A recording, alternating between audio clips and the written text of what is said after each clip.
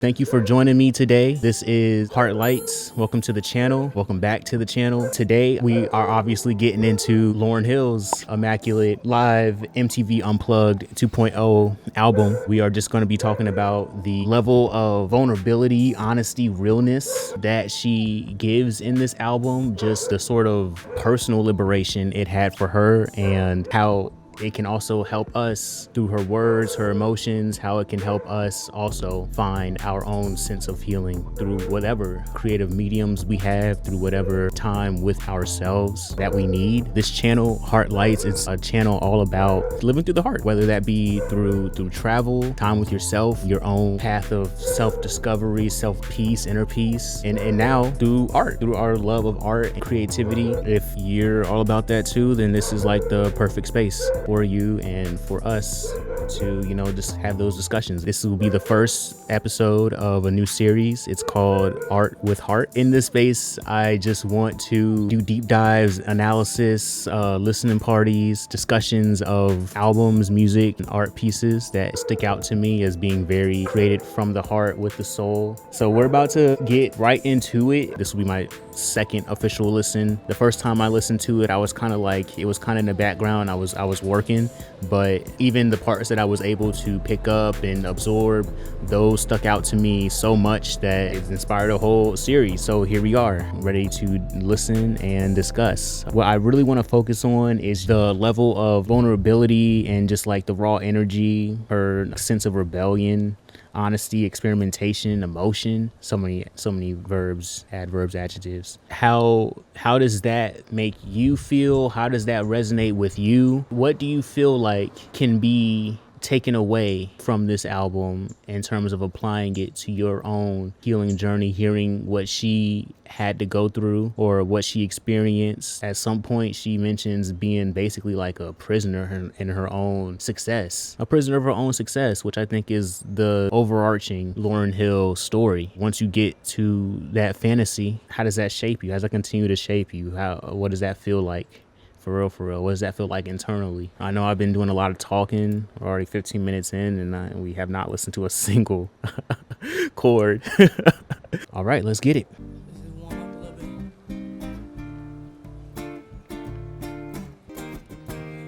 Her voice is crazy, man. This is like crazy. Mr. Intentional is, to start out with that record, I think really sets the tone for the project as a whole. I think so. The line at the end, this one really stuck out to me. The only wealth I have to give is not material. One of the biggest things is expressed throughout this album is the idea of like mental wealth. Like obviously the record is about the vultures, the ones who only want to see you the way that they want to see you and only want to take from you. They're asking her about when's your next thing, when the promoter is coming around, and don't patronize me. This idea of mental wealth is something that I think is so valuable. That's the real value, is your mental, being able to look within yourself and know that you're good. That peace of mind, having that personal peace of mind, is so undervalued. There's just a lot of those aspects of like, don't let this industry, don't let this world keep taking from you without you being able to look within yourself. Share the gifts that you have, and it's not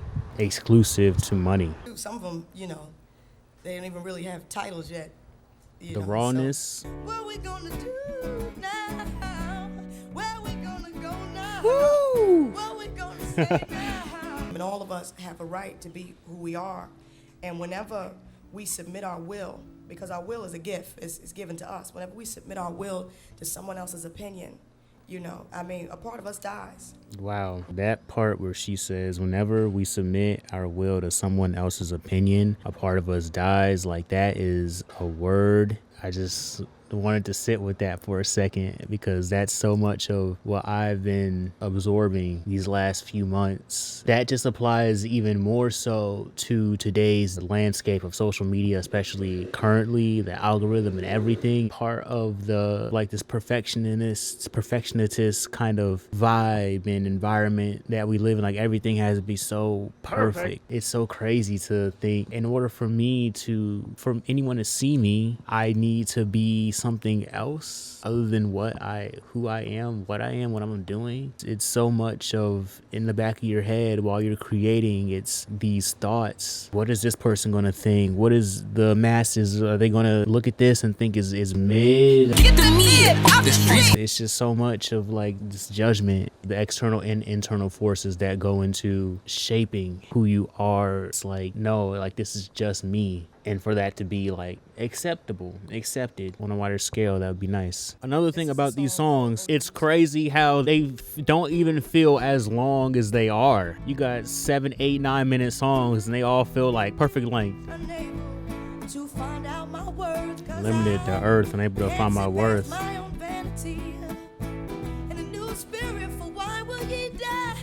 That's an amazing song. It's an amazing song. I wanted to maintain this, immaculate sounding voice, but that's not realistic. Reality Just be you. is sometimes I stay up late. Just a voice. This is what I sound like. The more I focus less on myself, the more I realize I can be used to spread a message. Facts. Majority rules, intelligent fools.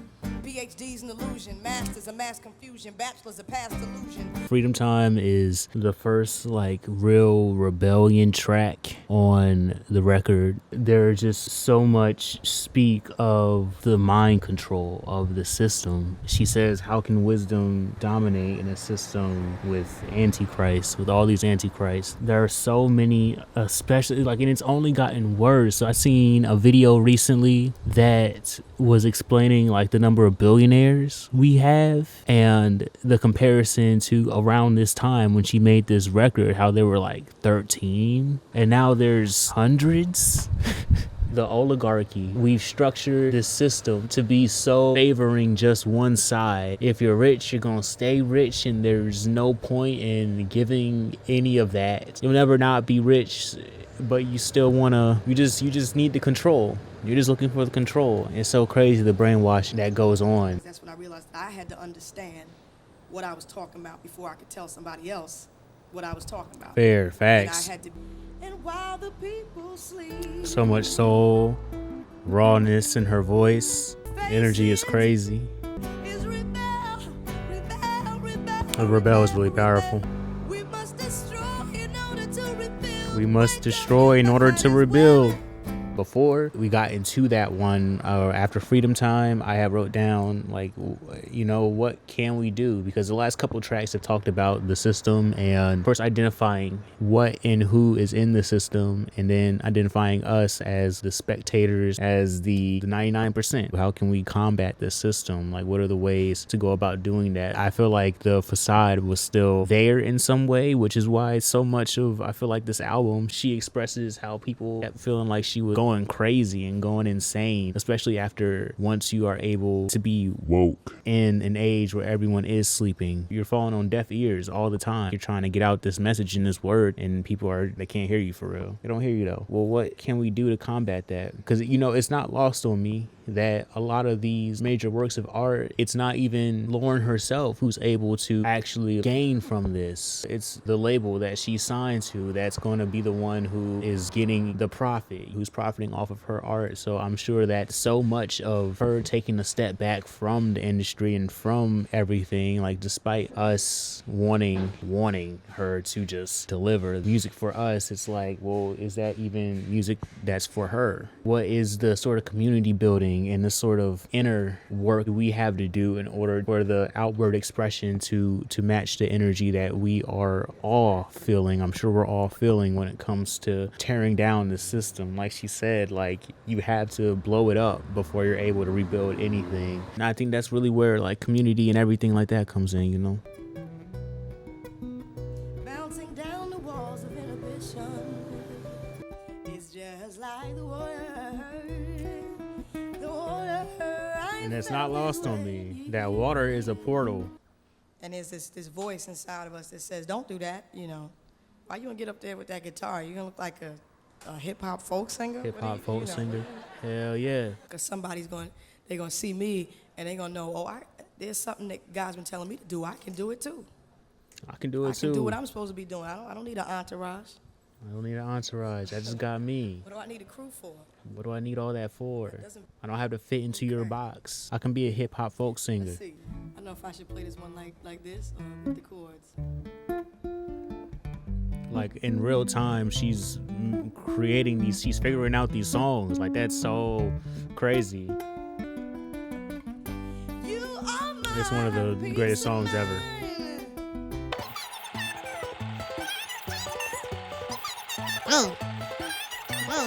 Wow. That is like just one of the most powerful performances I've ever heard. I just have to take a second to talk about that song. And I mean, the record so far, that first half alone is just so full of themes of all the themes that we talked about at the beginning. The vulnerability, the honesty, the realness, the system, and trying to like take down and what to do about that. Her relationship with religion, the divine, God, and just the forces around, the forces that be, higher power, and her own higher power. It's so crazy to get up on a stage and be able to just be so raw and to sit in all those feelings and those emotions. I couldn't imagine. I don't even know how she got through that last song. Just the way that she channeled, you could tell she was just so locked in the zone. She probably had never experienced anything like that before, that feeling up on that stage at that moment. Of course, she's played for crowds that are stadiums, these massive amounts of people, festivals, and all of that. And I'm sure sitting in that room, that very intimate space, just everything that she had gone through up until that point, you could feel it in that song. You could tell she's speaking to herself. Like literally, I gotta find peace of mind, and just how difficult that can be. And I can only imagine for her and her situation and being in such a spotlight all the time. Like it's hard enough for me to find some peace of mind, and I only got like a couple people in the in the chat, you know, so I can only imagine. It's such an incredible piece of work, even just that first half. See, that's what praising God is all about. It's doing your passion. You know, it's not useless, worthless ritual, you know, monotonous ritual. We just show up and can't wait to see It's the game. doing your passion. It's doing your passion, fulfilling your passion. Fulfilling your passion. That's how we think, slaving to act like, you know, I wake up like this. And none of us do, you know, none of us do. The right one said to me, he said, Lauryn, you know, the real you is more interesting than the fake somebody else. Mm-hmm. And you know what? Anything that's not growing is dead.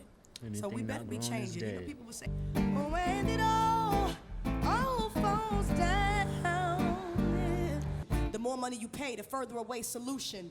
Legal actors, Babylon's benefactors. Sheesh. Whoa, okay. All right. There's just so much to be said about that record. First off, masterclass in songwriting, obviously. Kanye did his big one with that sample. It's almost a crime that the hook is the thing that is the most of note on a mainstream scale from that song, because all the things that she says in this record, is the real meat.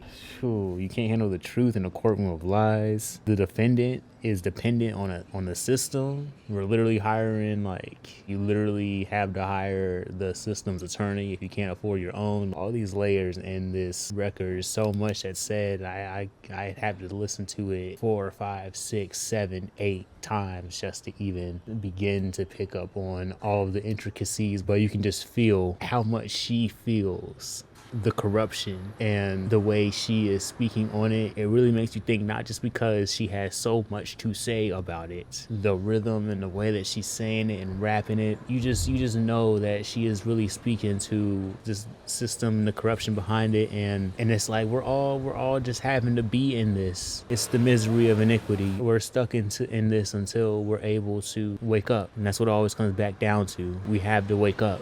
I'm going to read this one a little bit because it's fresh, you know, it's fresh, still a little fresh. Again, that realness. Make sure that I get all the words in. So if I pause a little bit, you know, it's reality. So I get out. Everything must go then go. That's how I choose to live.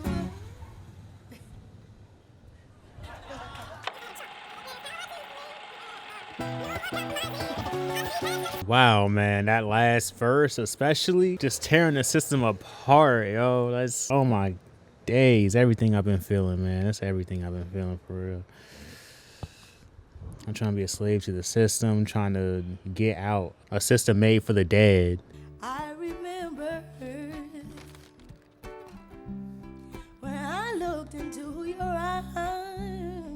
I think the two things that really stand out on I Get Out and I Remember is the way that she messed up a little bit and then caught it and then got right back into it. Again, it's just that vulnerability, that realness, that reality of, yeah, it's not always going to be perfect. It's not going to be this polished, finished, complete product, especially when you are someone that is just like a very genuine artist. You have your process, and I feel like that idea of perfectionism is what holds me back a lot whenever I'm making anything. Again, like I was talking about a little bit earlier, we live in this day and age where everything has to be like this polished, complete, finished product, and ideally, yes, you want it to get there, but every single thing is not gonna be that every single time. I just don't think that's human. That's not human. There's no way it's perfect. So to sit up there as the superstar that you are and to be able to deliver something that isn't, and for her to pick it back up and not like, dwell on it, that's my biggest thing. I know I've had to work on is not dwelling on the things if they don't always go my way, especially in my own artistic journey. I know it's been a lot of, for me personally, they felt like misses. It's so funny because some of those things are things that people will be commenting on like, yo, this is I really rock with this, and I'm like, yo, like for real? But that's just how it is. So it's really just about being your most honest, truest, vulnerable self. There's been tracks up here where she's discussed people not letting you be that, but the people who do see you and let you be you, that's the real value. Those are the real relationships. That's the real mental wealth. Those are the people who are awake and are woke and can see you for you. Those are the people you really want to keep beside you and around you. I think there's just one more thing. What does the album teach about the courage to be in process, to not again have that complete finished polished product? Why is it important to see art that isn't finished, but rather just a snapshot of the journey? It just kind of helps humanize and really show that it doesn't always have to be a perfect sort of way. Again, some of the best stuff is when you can see that it is a little rough around the edges. I think that just really resonates with me personally, because when I'm making my music and I do have these shorter versions, I do a lot of sketches with my music when I'm producing and everything. And I'm not always so bound to it being this full fleshed out full scale production. I think my personal style is like just a work in progress, and I feel like that resonates or comes through when I am making my art. I just love that soulful guitar sound.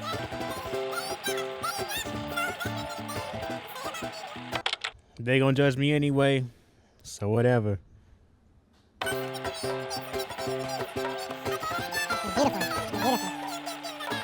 Everybody's going through the same stuff, same issues. It's just a bunch of repression. And I'm saying, man, life is too valuable, man. Compartmentalizing. For us to sit here in these boxes all repressed, Facts. Afraid to admit. Yeah. But I was very blessed to be able to share with y'all today. It's a joy for me to do that. Thank you. Wow, yeah. Crazy album. So much to say, so many thoughts, still so many lyrics that I know I'm missing in just these couple of listens that I've had, but you still can feel it. You can feel the energy of it all. I think that the album just speaks so much for itself. I do just want to wrap it up with how to connect it back to everything that Heart Lights is about and what I would like to see from my community and the world at large. When it comes down to it, you know who you are, who you want to be. All the people that I feel like would resonate with this project and this record, it's just all about being your true authentic self and being able to express that no matter who is receiving it, how many are receiving it, being able to connect with whatever you believe in is so essential. One of the practices that I've been trying to install is starting my day 30 minutes minimum of 10 minutes of reading, of physical activity, and meditation, moment of stillness. These little intentional steps to just be more at peace, you know, finding that peace of mind is real important and real. It's like these building blocks that really help me get to that next step, continue that growth, because like Lauren said, if it's not growing, it's dead, you know. So I'm falling. Battery. Okay, this is a little bit of a sign, I guess. That's really everything. It's an amazing album. Again, Heart Lights, everything from the heart. Thank you again for joining today. It was a great time, a great listen, and I can't wait to be back here again next week. Peace.